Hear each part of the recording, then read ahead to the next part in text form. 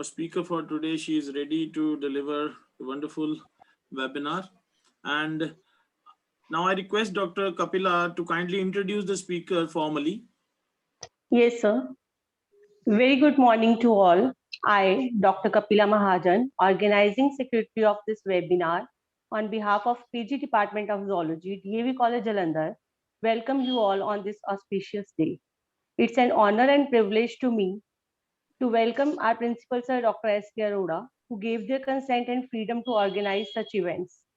My profound regards to our HOD Sir, Professor Puneet Puri, for all their hard work in planning this webinar. I also extend my warm welcome to all staff members who always support and encourage to organize such programs.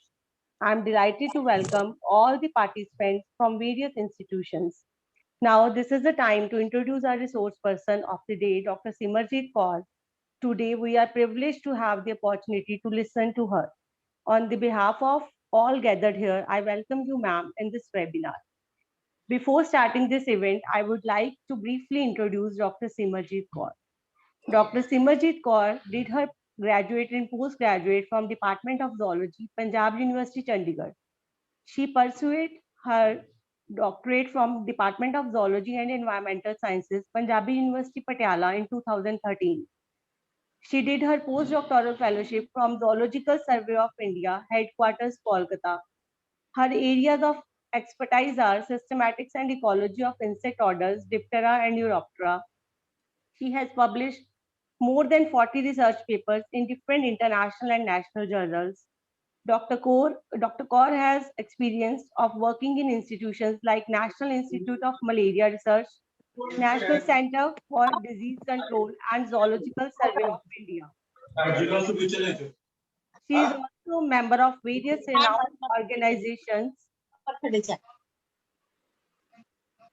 अजून झोपले काही येडा त्याला सांग लवकर उठाला लवकर झोप जा लवकर उठून सगळं करून पुन्हा झोपून So please mute.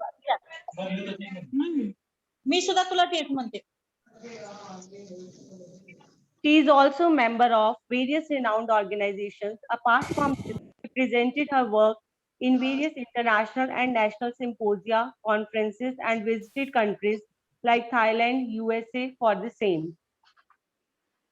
She has 6 years of teaching and 11 years of research experience to her credits. Presently, she is working as assistant professor in Department of Zoology, Postgraduate Government College for Girls, Sector 11, Chandigarh. Once again, I welcome you, ma'am. Kindly enrich us with your knowledge. Thank you. The podium is yours now. Hello. Am I audible? Yes, ma'am. Thank you, Dr. Kapila, for giving this brief introduction. So, Honorable Dr. Poonam Suri, the President DAV Managing Committee, Shri Ram Raman Gaur, Director Higher Education DAV Managing Committee, worthy Principal Sir Dr. S.K. Arora, DAV College Jalandhar, respected Head of the Department of Zoology, Puneet Puri, Dr. Pavan, the President of the Darwin Zoological Society, dear Kapila Mahajan, the Organizing Secretary for today's event, and participants. A very good morning to one and all. I thank the organizers to giving me this opportunity to share my views on a topic that I have selected, keeping in view the scenario that we all are going through is the pandemic of the COVID-19, where we humans and the environment where we live is basically, you can say, a major component that is going to inculcate that how you are going to cope up with this situation. Although my topic is not going to touch much about the COVID, but I'll be concentrating the other factors which could be one or the other way can help you to cope up the situation. Although we all are familiar with this, but one or the other way, somewhere we miss those things. So I start my presentation.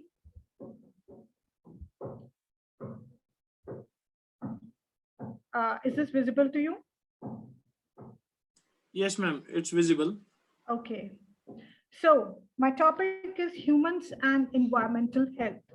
As you might have heard, they said that your action and your choices make impact on your environment. So does the health of the planet have on your well-being. Recently in United Nations Convention, they have selected or aimed to highlight the importance of the hygiene and environmental health in their Millennium Development Goal. So, which shows us that this is one of the most important part of our day-to-day life.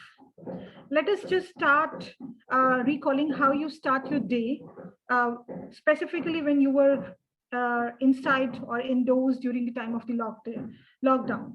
We have few basic things that we keep on repeating: drinking, eating, cleaning, washing, excreting.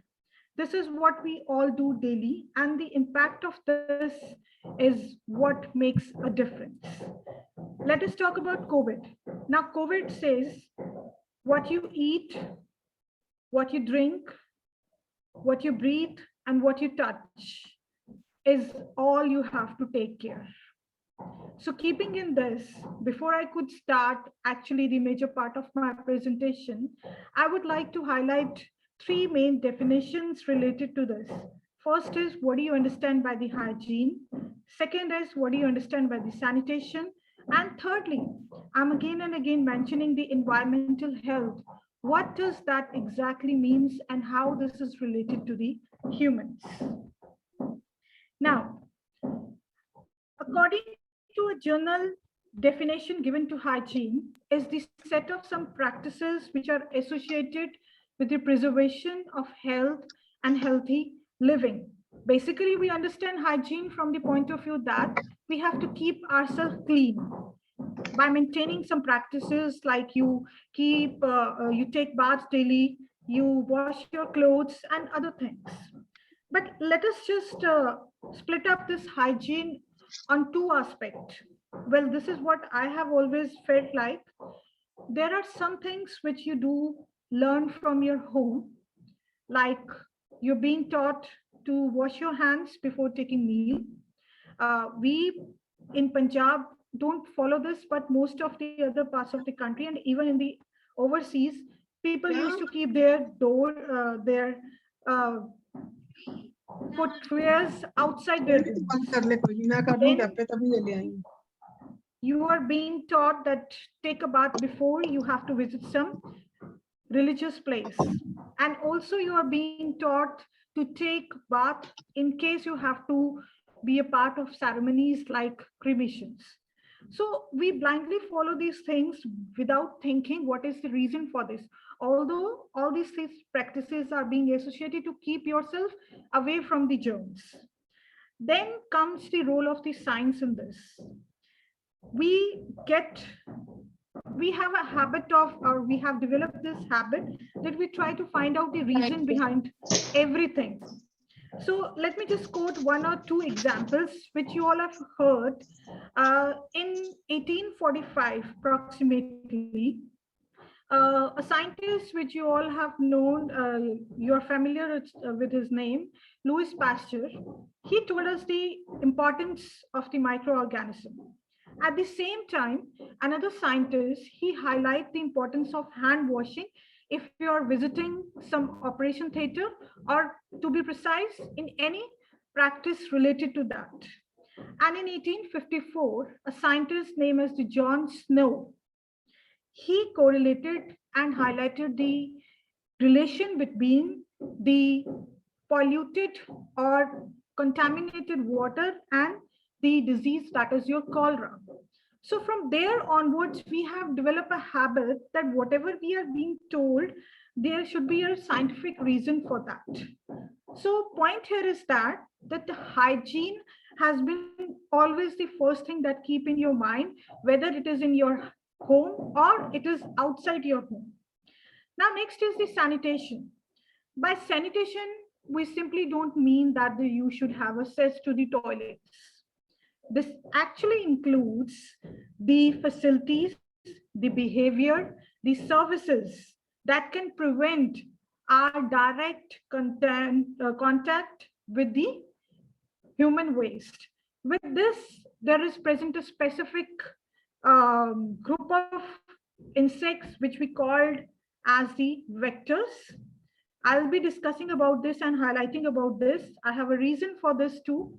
We'll discuss it later. So sanitation just does not mean that you should have access to the toilets. We have a different categories, although we are familiar with this, but we ignore. Like, first of all, your personal sanitation, which is related to the use of the toilet. Second of is on-site sanitation, which is the decomposition of the waste. Then we have the food sanitation, environmental sanitation, and ecological sanitation, which is referring simply the place where we live, the food we take, and our surrounding. They should be clean enough for our survival. Now, this is one of my favorite slides, and I always like to share this, which you all have heard, Pavan Guru Pani Pita Mata Tart Mahat, which means air is the Guru, water is the father, and Mother Earth is the greatest mother of all. I have put this slide to show you the basic three components that you required to survive on this earth. That is air and water, and obviously to get food, you should have the space, the quality of the soil for that. So, which is, I think we all need one or the other ways, and that is why I have shared this slide. Now comes the last and the third most important thing. What do you understand by the environmental health? According to the WHO, environmental health is basically the physical, chemical, and biological external factors that are going to impact a person's personal, mental, and physical health. Not just those factors, but also the assessment of those factors which are directly or indirectly linked to the humans. So this is just a list of all those factors, and I'm sure you all are very much familiar with this. What do you understand by the personal hygiene, water supply? I'll be concentrating on two things out of this. What is your water supply and the vector control. Under vector also, I'll be talking about the arthropods with special reference.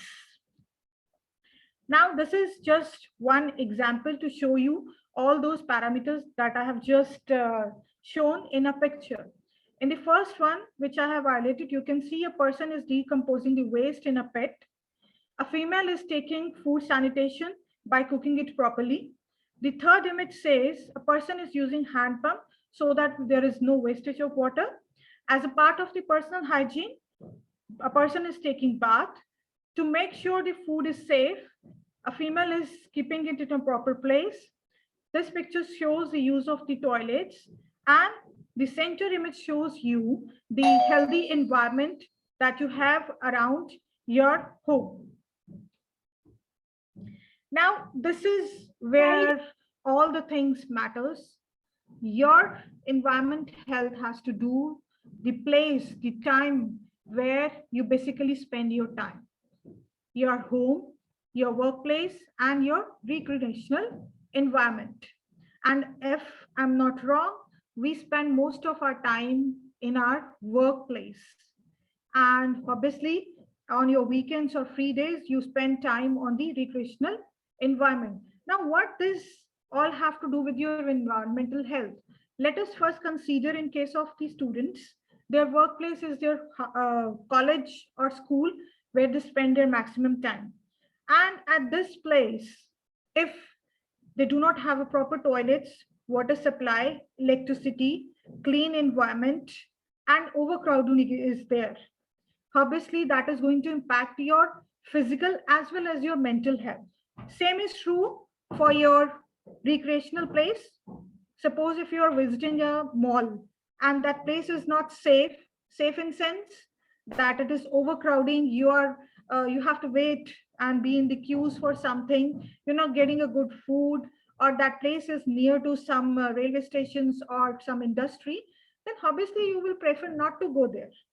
And lastly, but not most important, is your home place, right? If it is clean, if it is near to a good place, then that will be a beneficial one for you. So that is why the interaction of these three things is very important for you, so that your mental or and physical health can be sustained, or can be maintained. But before that, if you could able to understand few things in these three parameters, one thing is very common, that is water. In the present time, when we have the situation of the COVID, you are being asked to wash your hands on a regular basis. Take bath once you enter your home. Wash the raw material that you buy from the markets, and even the packed food that you get. But what if you do not get the appropriate water for that? Recently, in Feb 2021, a paper has been published by some authors who have analyzed and highlight that because of insufficient water for drinking, and in fact for day-to-day requirement, the COVID was not able to control. They have found that a large community of the that area was dependent upon 2 or 3 taps or the hand pumps for the water sources. The supply was very limited, and for that matter, the people has to choose between that whether they have to use this water for their basic things like for cooking and something, or for their sanitation purpose. And the second thing was that they have to stand in the queue for to carry those water. So this was not possible for them to maintain a social distance, and sometimes they even have to travel a little for 1 or 2 or 3 kilometers to get the water. So the point is that without having a proper good source of water, you cannot maintain all these things, right? And it would be I think may or may not be surprising for many of you, but about 29% of the world population do not have access to the safe drinking water, and approximately the same amount of the people that still do not have access to the toilets. And annually, approximately 1 million people they die because of these hygienic and sanitation and water related problems. So I would say that people who are living at a good place, have access to these basic amenities, they should feel blessed. This is one of the data that is being, I've got it from somewhere, which shows that the diarrhea, which is being caused because of the contaminated water that is being consumed, the 2 age group, that is under 5, and the second is the 70 plus, are most impact people. Now look at this slide.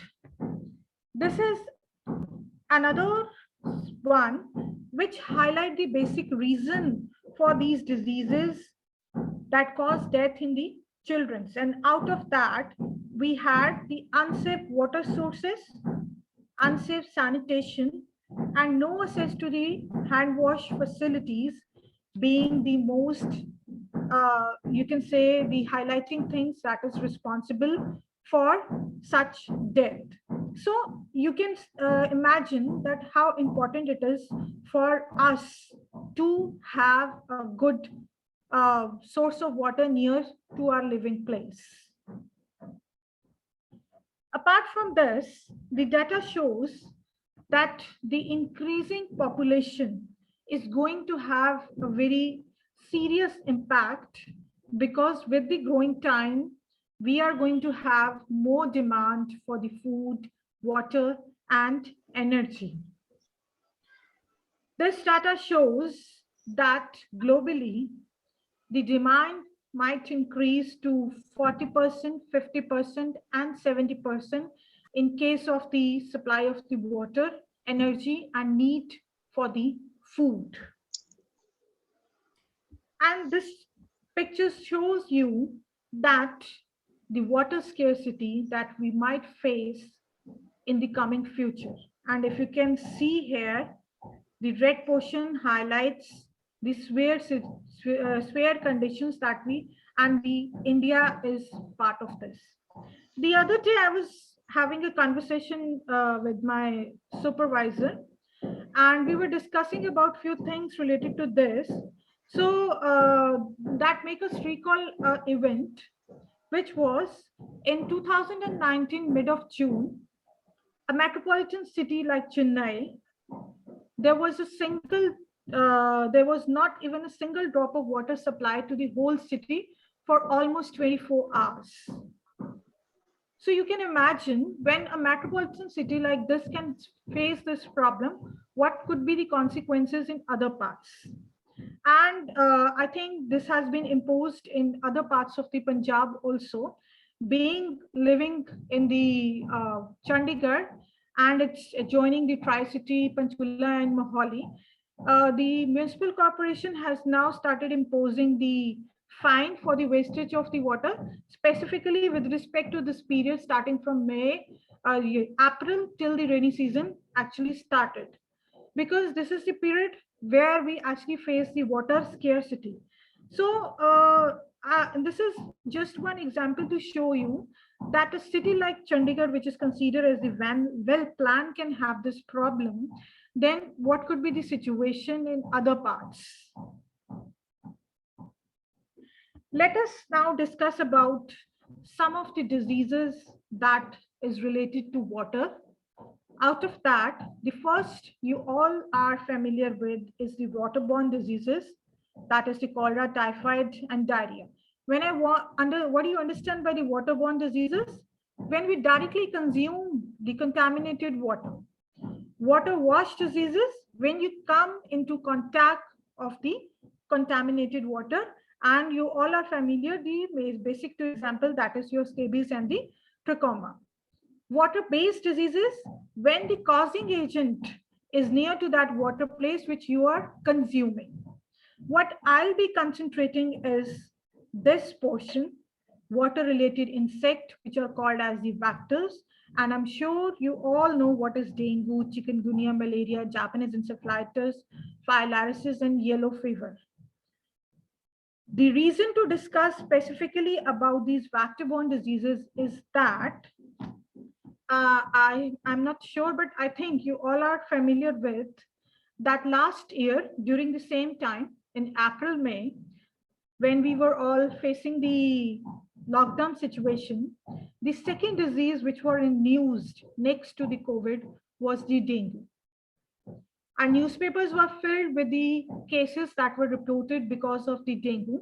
And the problem was that the initial symptoms like the fever, viral, is same for both the diseases. And in some time, if you're having the cholera or the typhoid, there also the people used to have the fever and some symptoms. So for approximately 5 to 10 days, where they were not able to differentiate what is exactly causing this fever. So I take this opportunity using this platform to make you understand why you need to be very conscious about these diseases that are being transmitted by the mosquitoes, because they are also, you know, that there is no vaccine for this also. The only cure for this is that you have to be prevent the breeding of these mosquitoes. And as we say, that is always better to prevention is always better than cure. So being my research area in the mosquitoes and an entomologist, I think it is my duty to justify two things. First, to make you aware about these diseases. Second, many of you are students of undergraduate and postgraduate who might be thinking that what next they are going to do after that. So, and they might have this in the concept in their mind that entomology is one of the field where they can't grow. But this is not true. You can apply, you can use the applied field also in that. I'll be just touching those 2 or 3 points, not going into the detail, so that from this platform, I'm able to at least, make some students to take up entomology, because we are facing a severe shortage of entomologists in our country, specifically in the north region of the India. So this is the data of the last 15 years, starting from 2000 onwards, where you can see, although being we are comparatively safe from malaria, but the malaria is still considered as one of the disease which is causing a huge loss to the economy of many countries. This is the latest data that is being published in one of the papers, where you can see that this red mark is basically the cases that are being contributed from all over the world of the dengue, and India is one of them. So this shows that situation is still alarming. We have to cope up the two major things together: the COVID, which is getting severe by day, as you know that we have got all the new variant forms, and at the same time we have to deal with these mosquitoes also, which is also causing a fatal diseases. Now let us just discuss about 2-3 major things, that how the human behavior is responsible for the transmission of these vector-borne diseases, or probably I would say the mosquito-borne diseases. Out of that, the first main reason is the population migration.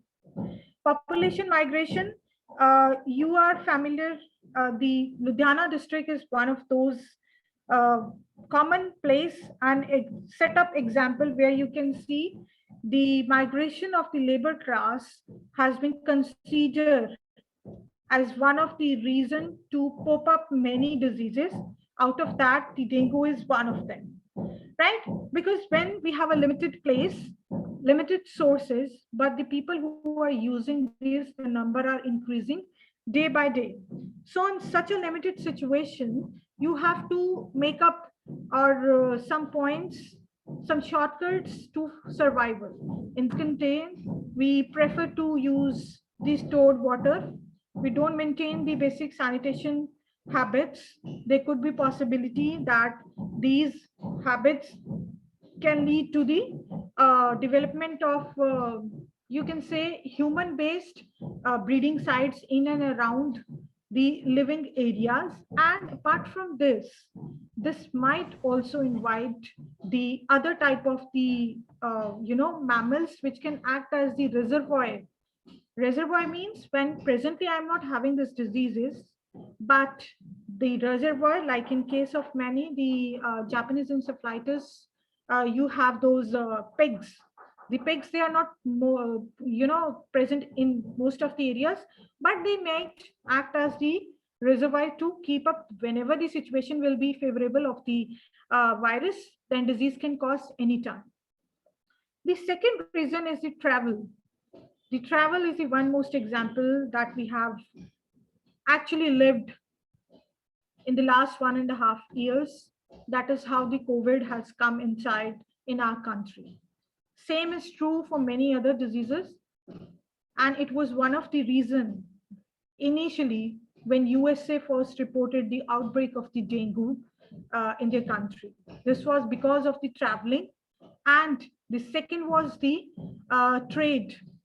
The transfer of the tires was considered, found out later that this was the main source through which the breeding of the mosquitoes was taking place. And when they shipped it from one place to another, the disease, it was transmitted.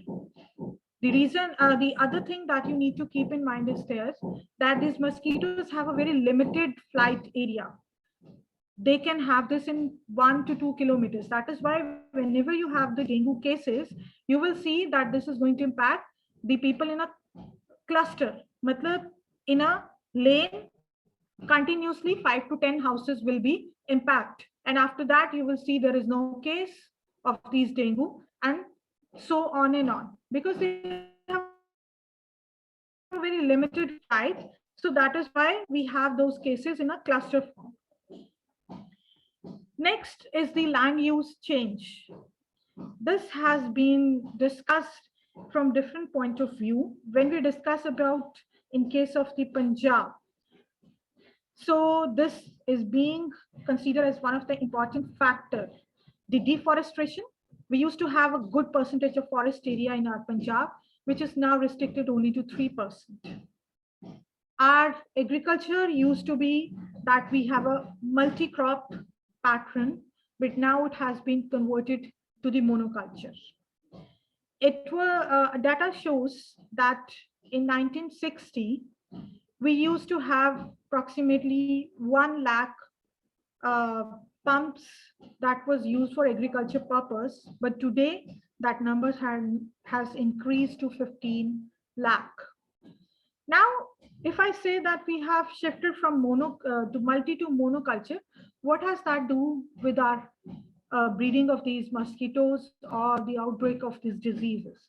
Well, there is one very important factor that we have find and is considered to create a problem. So far, we are safe, but our adjacent states like Haryana, it is having a good number of cases because of the Japanese encephalitis. This is just to show you one example that how the shift in the cropping pattern has changed place in Punjab in the last couple of decades, right? And if you can see that in 1960, we used to have rice cultivation approximately about 4 to 5%, which has increased almost to 33 to 34%. That means approximately 10% increase. Whereas I'm not sure the last one is able to, the last is data is of the wheat, because presently we have these two as our main crop. One season it is wheat followed up by the rice. So the wheat cultivation, it was in 1960, it was 33%, and now we have 43%. So there is not much change, right? So this is what is we need to concentrate on. Now, this is one of the picture of the rice field. I would like to highlight here two things. I have selected this particular picture to show you here that the rice has grown up approximately at the height of 1 to 2 feet, not larger to this. You are able to see the water surface clearly. So when we cultivate the rice, approximately after its sowing, 1 month after that, right? This much length of the wheat, the paddy attains, and this is the proximal, the appropriate time when your rainy season start, and the standing water becomes the major source of breeding of mosquitoes of the Japanese encephalitis. And so far, because of one or the other reason, we are safe. Maybe we do not have the proper virus, or maybe the interaction or the timing of the vector with this host and the virus inoculation might not be matching so far. According to the environmental conditions, we are safe. But how long, we do not know, because the Haryana has been reporting the cases of the Japanese encephalitis for quite a long time. Next is the lack of the reliable public infrastructure services. This is simply that we do not have much funds to maintain the sanitations, although we do have the public convenience being installed or made at different points in markets and everything. But you all know that once they are being set up, how much maintenance are being carried in those places. Lastly is the climate change. Well, this is what is you all have, I think, noticed that even this is April, but it's not that hot. Otherwise, it used to be. Same thing happens last year when we all were in the indoors because of lockdown. After every 5 to 10 or 15 days, there is some drizzling rain was there, which decreased the temperature, right? And the pollution was not there, so the environment was very clear. There was one picture that go viral. That was the visit of that mountain range from the Jalandhar region. So this shows that the impact of the climate is so strong that either it can increase the population of these disease causing agents or it can decrease. How come they can increase? You know, when there is variation between temperature and humidity, this is one of the favorable thing for the breeding of the mosquitoes, because we generally consider that for the successful survival of the insects, you need to have a temperature of 25 to 35 degrees Celsius and a humidity of 60 to 80%. So जो उसको if they are getting this in those conditions where otherwise they don't have it, so obviously this will be a plus point for them to flourish well. And rainfall is just, you can say, icing on cake for them. That means it is just providing them a more space to survive, nothing else. Now, these are some of actually very old newspaper cuttings, so that is why you might not be able to read them properly. This was in mid of 1990s when the Punjab state it first time had an outbreak of the dengue, and there was a news of same about the outbreak of the Japanese encephalitis in the Fatehgarh district, where many children they died because of this. After that, we do not had any cases, but this was the first, you can say, a shocking thing that happened and which make us think that our state is not safe. So, and the problem at that point was we do not know how that mosquito looks, which is causing this disease and death. So let me first make you aware about what mosquito is. Although you might have seen this, you might have seen the pictures also, you might have seen the banners that are being put up by the National Vector-Borne Disease Control Program. At least it is prevalent in Chandigarh and surrounding areas to where the places. And I think in the major districts of the Punjab also, like Bathinda and somewhere Patiala, you will see them. Jalandhar also I have seen. So you might have seen those posters. So let us first make a quick review about what is this mosquitoes are. These are the insect which is having one pair with few of the scales and a long needle-like structure which is called as proboscis, which is needed by the female to suck the blood. You need to understand only female have a capacity to cause the disease to suck the blood from the humans or any mammals. The reason for this is that females have to have extra energy to lay the eggs. This is in general their life cycle. You all are familiar with this, that they have a complete metamorphism, having 4 developmental stages, starting from the egg, larva, pupa, and adult. The problem here is that, except the adult, rest of the developmental stages, they need water. And the eggs of your Aedes mosquitoes, which is responsible for causing these dengue, it just needs 2 to 3 drops of water to survive. It can undergo diapause if the conditions are not favorable. So the problem is that whatever you do, they know every and each alternative for survival as much as they can. Now, this is just pictures to show you the different factors of the different diseases caused by these mosquitoes. The first is your filariasis, that is being caused by the Culex quincunxatus. These are the vectors of the Japanese encephalitis, Culex trichinorhynchus, Culex vishnui. Then the Culex pseudovishnui, Culex phytanorhynchus, and Mansonia uniformis. This Mansonia uniformis is very important and concerned species. The reason here is that earlier it was not a prominent one to cause the diseases, but now we have found that in other parts of the country, the breeding of this species has been increased quite a lot. So far in Punjab, we have found the breeding of this species restricted to 2 places. That is unfortunately near to your place, Jalandhar. First is the Harike wetland and the other is the Kanjali. The reason for that is if you have been to the Harike wetland, the presence of the Schornia. The larvae of this species, they inhabited in the roots of the Schornia plants, and they bite really very bad. So this is one of the prominating and emerging species that might act as the vector in the future. And unfortunately, we have a good number of these breeding grounds in Punjab. This is Armigerus subalbatus. You might have, encountered this species. Not exactly, you don't know the identification, but for a layman, I would tell you that this is a very large, big size black mosquito, which bites you during the evening time. Even if you are sitting in your gardens or you are visiting some forest areas or some fields.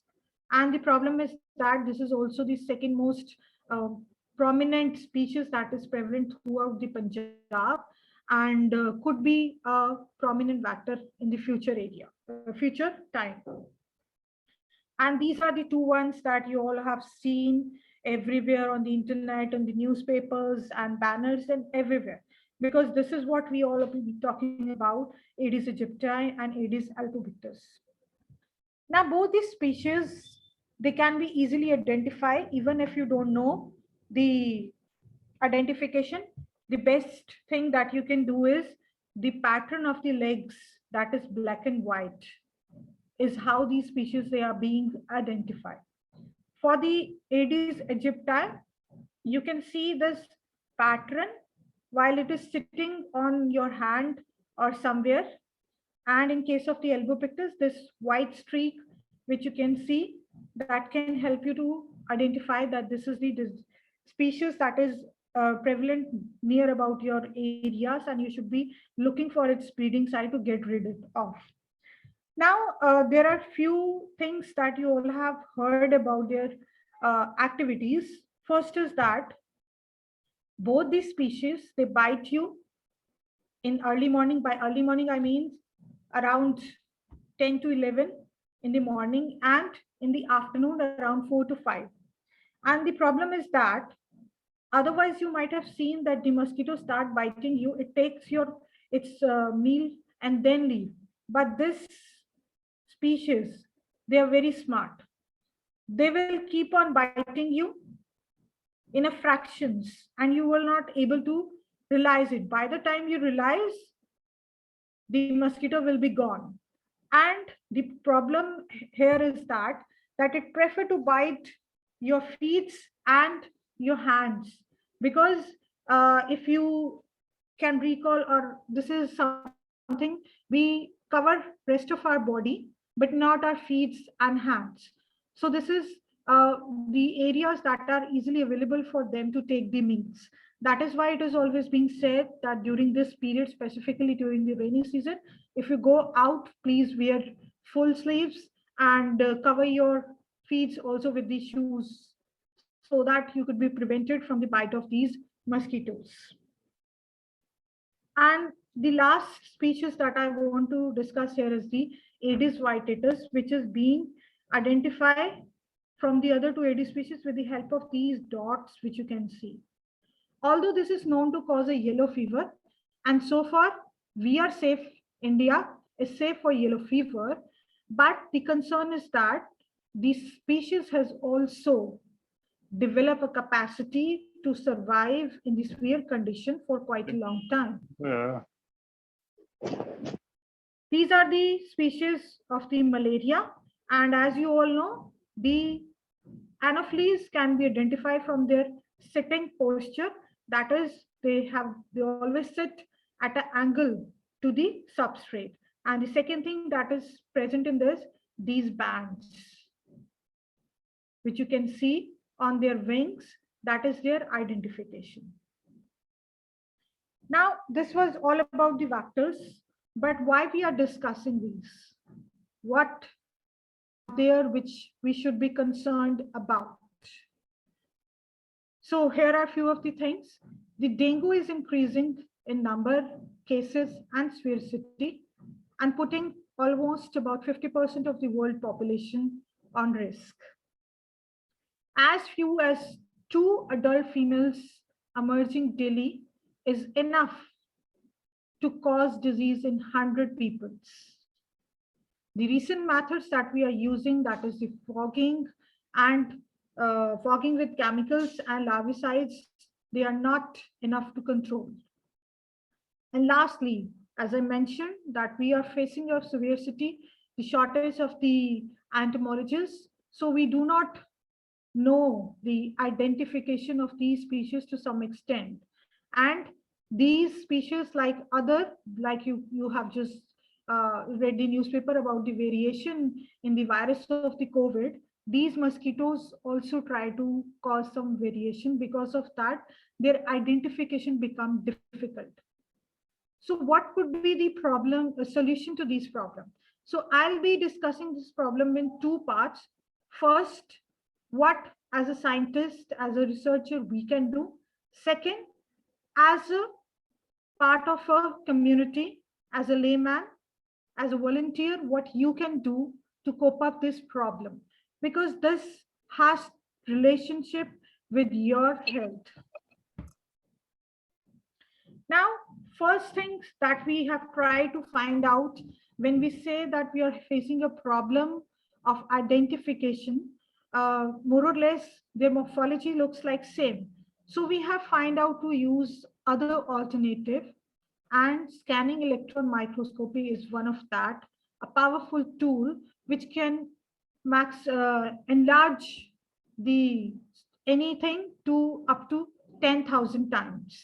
So we have tried to find out the differences specifically with respect to the vector species by taking the some studies on their different body parts, starting with the first, that is the mouth.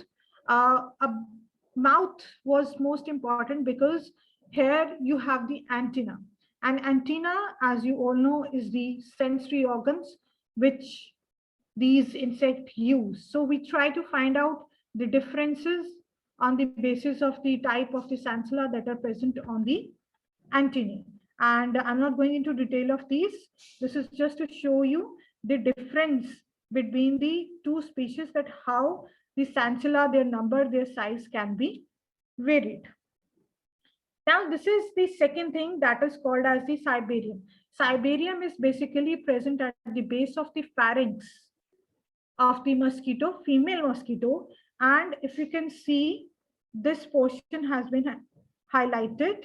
And on this, there is present some specific type of the papilla, which can be easily used to differentiate the closely related species. So here we have used this in case of the 2 Mansonia species. And if you can see the difference, see here, the first thing, the initial part of the cibarial armature here and here. The number of the papilla around them, it varies. The fixed patterns were found which can easily differentiate these species. Then this is another example of the same.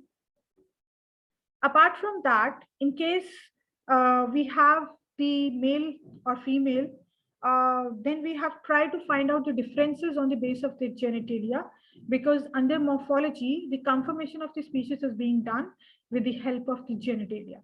So we have tried to find out the differences on the basis of the genitalia, like the present of the projections on the, this is a generalized view of genitalia of the male.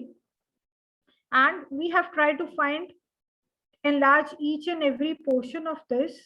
And on the basis of the type of the different sansula that are present here, we have able to differentiate them clearly. This is another example of the Vishnoic. Apart from that, we have also tried to differentiate on the different species on the basis of their developmental stages. And egg has been considered to be the one of the best if you get them to differentiate on this. Now, this is an example of, this is an egg in case of a Culex or the Culicini, and this is in case of the Anopheles. I think if students can remember, they know the difference between the eggs of the Aedes culex and your Anopheles. In case of the Anopheles, you know that they have got this float area, which is absent in other cases. So what we have tried to do is that we have tried to find out the patterns on the surface of the egg to differentiate the species. There was a group of Anopheles, actually a sibling species group. By sibling species, they were morphology not able to differentiate the things. And that area was badly impacted by the malaria. So the workers at that place, they were just doing blindly the fogging. But after doing that, they find out that there is no decrease in the number of the cases. Then an entomologist, a biologist, he suggests that we should go and find out which species is prevalent in that area. When they get to know the species which was basically concerned about this, morphologically, they were not able to differentiate that, because though the other species which were present near to them, they morphologically look very similar. So what they did, they make a colony of those mosquitoes breeding and develop the eggs from that. And when they differentiate those species on the basis of the egg, they get to know that what type of species is breeding in which locality and what type of water conditions they are requiring. And then they target it and make these some semi units under those areas to control the malaria. So this is one of the approach that we can use to target our mosquito, because mosquitoes as such is a part of your food chain, and we cannot eliminate it. We just cannot. Our aim is just to decrease the breeding sites of these mosquitoes somehow. The other technique that we are using, or the scientists are trying, that is the use of the genetically modified mosquitoes. Although in India so far we have not used it, but in many other countries, like you can see here from this slide, the Malaysia, Vietnam, and even in USA, they have made these semi-field trials. By semi-field trial, I mean they have selected the isolated islands or some places where they have released the modified mosquitoes and find out that whether they survive or the population of the mosquito at that place survive or not. What they are trying to do is that they are targeting your male and not the female. What is happening here is that they are manipulating some genes in the male. Once that male is going to breed with the normal female, wild female in the field, their progeny will not be a viable one. So by this, we will be able to decrease the population of the vector species. Not all species. This has been done specifically with respect to Aedes aegypti so far. So these are the benefit of using this technique, that you filter the insects which are more competitive. You can have a better monitoring on that, and there could be no biocontamination because of this. Now, this is the latest thing that I am also in collaboration with Zoological Survey of India. We have just started using the Geographic Information System, GIS mapping. Although this has been used as one of the powerful tools in many of the countries, even the National Institute of Malaria Research, they have also done this in few of the areas located in Haryana. What basic thing is happening here, that we use the data in the form of the its parameters with the help of your GPR locations, that where you have located the species, the breeding places. Suppose I'm serving some area, and out of that 15 sites were positive for some mosquito. So I have recorded the location of those 15 sites. By using the softwares, what we can do, we can predict the prevalence of these mosquitoes in the coming future. Like if it is 2021, I can predict up till 2050 that in future, which area will be more affected, where the population of this species could be expected to be more. So by this, we can give an alarm to the authorities that you should be keeping a survey, or you should keep this in your mind, that because of these factors, this could be the land use pattern, the population of that area. By land use pattern is how much rural, semi-rural, urban areas that are present, agriculture practices, what are they, and the living style of the people. Keeping all these things in mind, we can predict and that this area could be a future hub for the diseases caused by this particular mosquito. Now, these are few of the breeding sites that I would always like to share whenever I got a chance. The reason for this, that the pictures which you see on the internet, they don't look like more familiar to your place of living.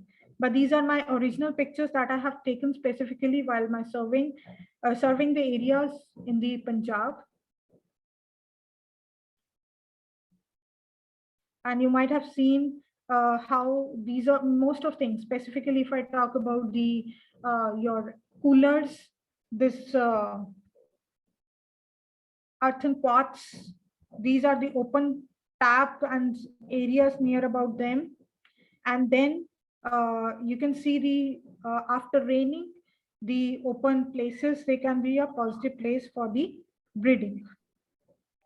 Now, lastly, I would like to discuss about a few things. What are the symptoms of the mosquito-borne diseases you should be looking for? First is the fever, headache, stiff neck, rashes, disorientation. Probably the problem is that for I think last 4 to 5 years, there was outbreak of chikungunya in the Punjab and Chandigarh. Otherwise, there used to be no cases of the chikungunya here. But the symptoms were that what we have in general viral situation, that was you have the headache, fever, and joint pains. So it was sometimes become difficult to differentiate between whether this is a normal viral case or this is because of some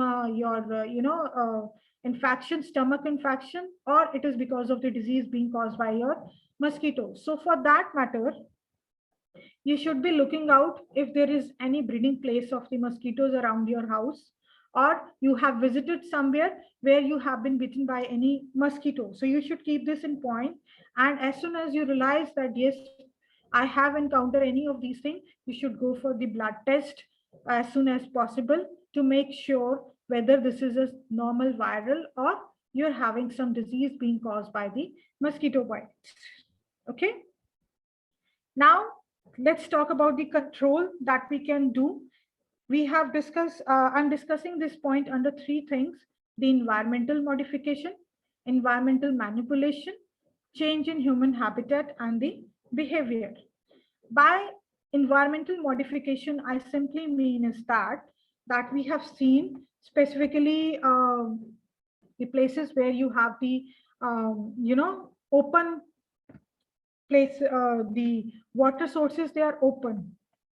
So what we can use, that we prefer to use the hand pumps or the pipeline systems to make it sure that the water tanks that are usually put at the top of the buildings, they should be covered properly. Then obviously the solid waste management, that is, you should try to not get accumulation of these tires, unused tires, which is basically one of the breeding sites for these mosquitoes. Environmental manipulation, we understand that we have to change a little bit about the breeding side of these mosquitoes.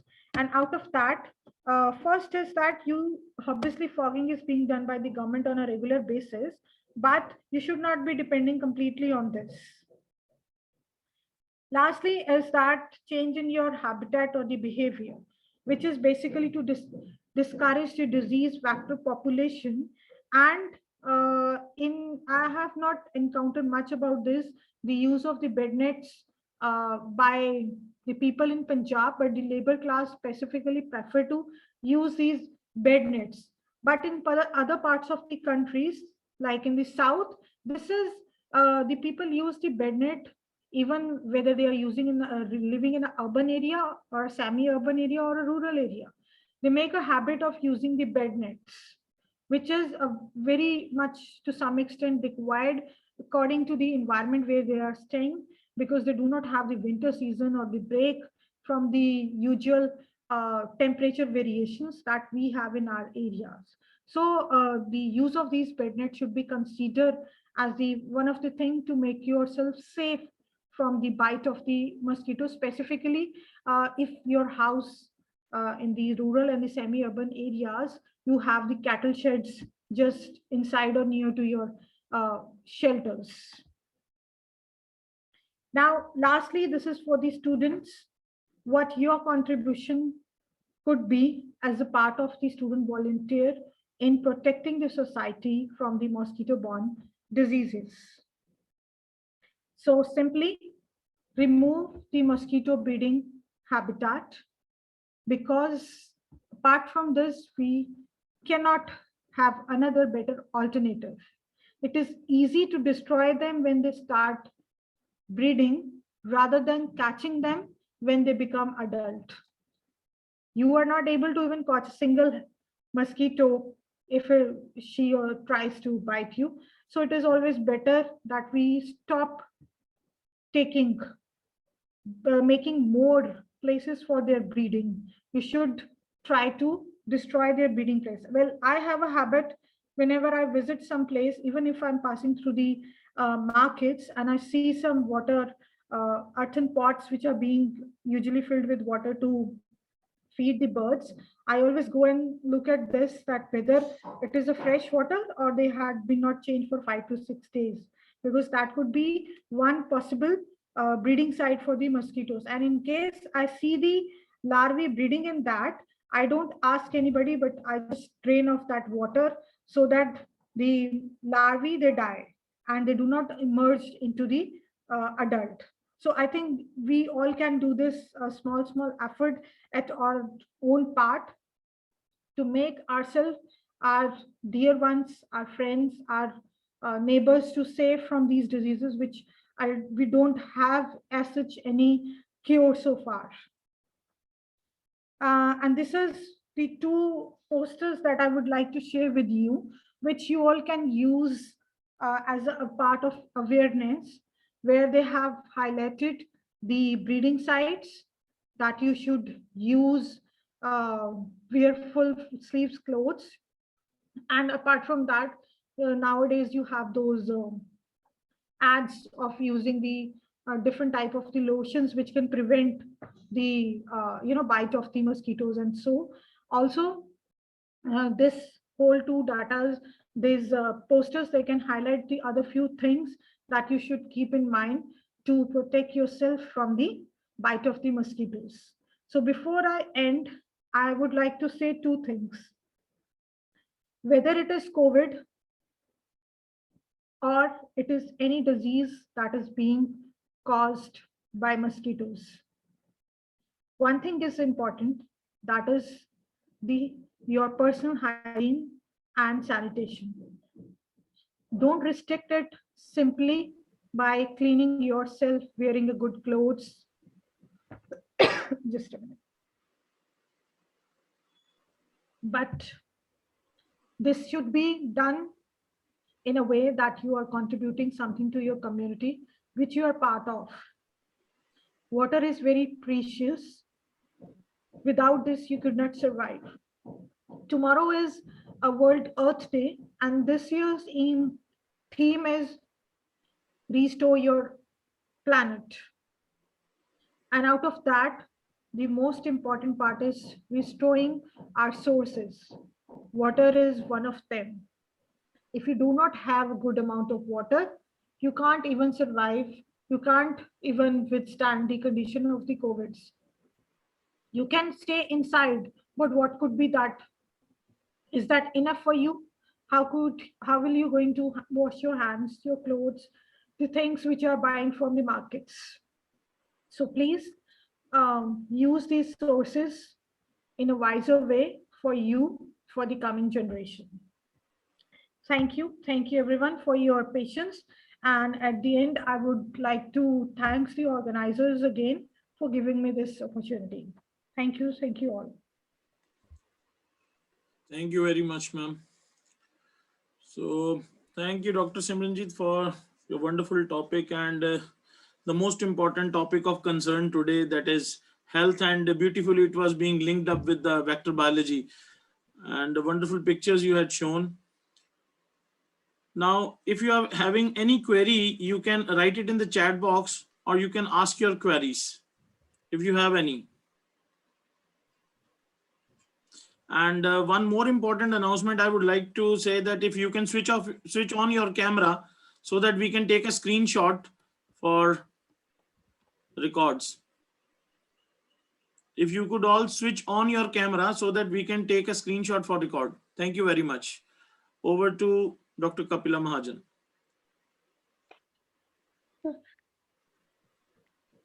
Thank you, sir.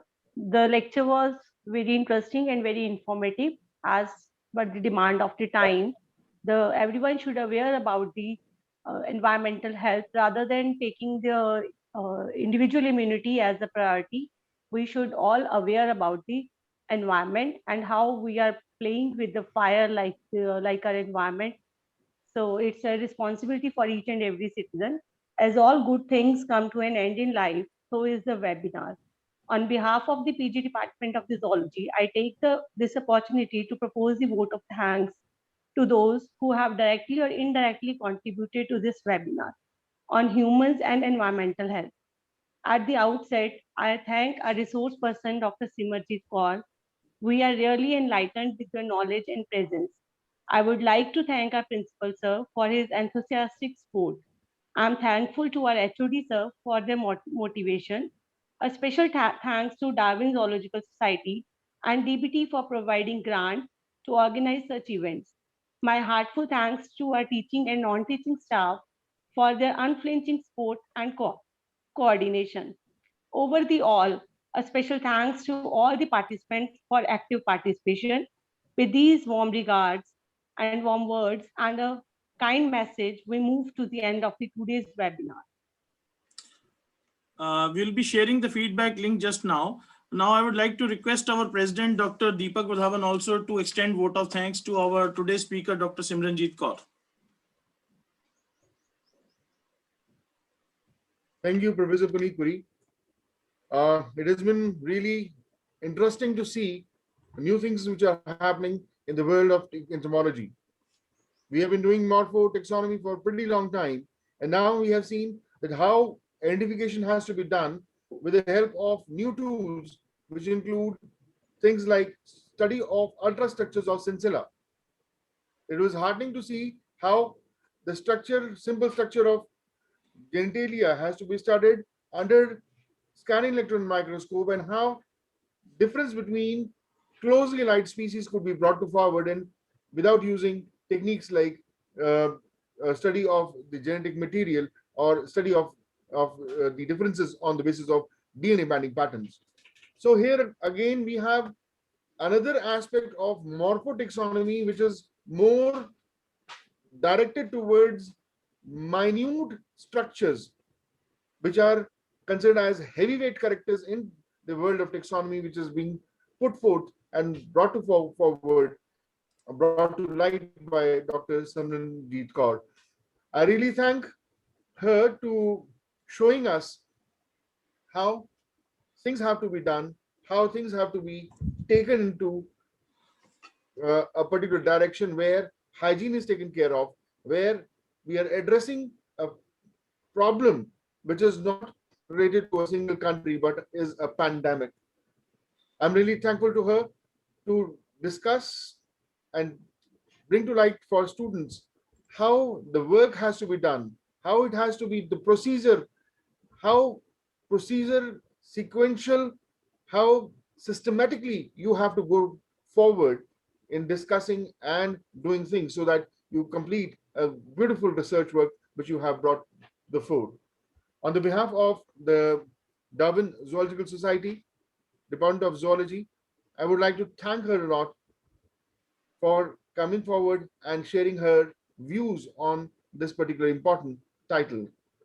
Further, I am thankful to the head of the department, principal, for organizing such a beautiful seminar. Not last but not the least, I'm thankful for all the gathered here from far and near and have joined in to make this particular seminar a success. Thanks once again. Thank you all.